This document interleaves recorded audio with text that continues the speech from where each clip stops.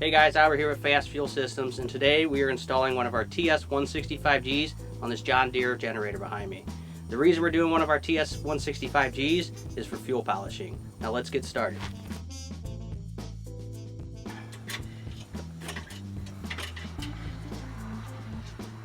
The first step is to find an adequate mounting location for the FASS system.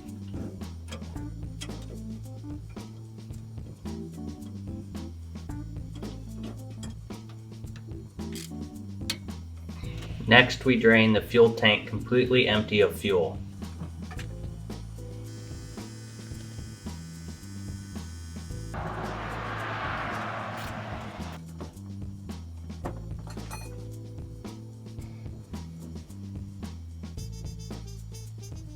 It gets soaked if the side's too bad.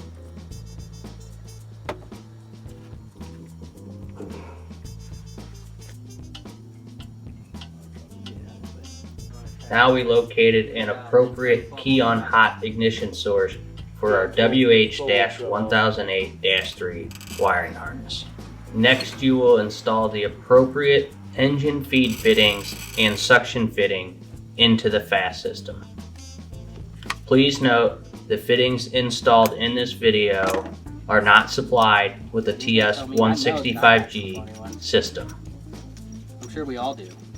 Yeah, Next, we routed the engine feed, suction, and return from the FASS to their proper locations.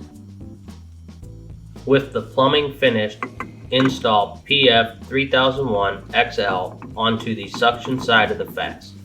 Make sure to install the provided O-ring onto the nipple. Now install the XWS3002XL onto the draw tube side of the pump.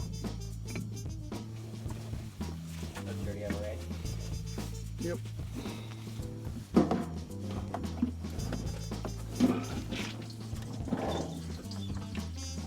That's what I was curious on. I figured it had to lift up or something.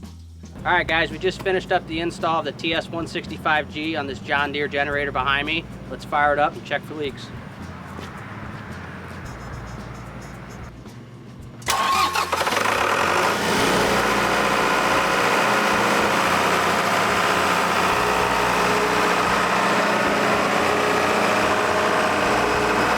Now for more information, to locate a dealer, or to get yours today, check out fassride.com.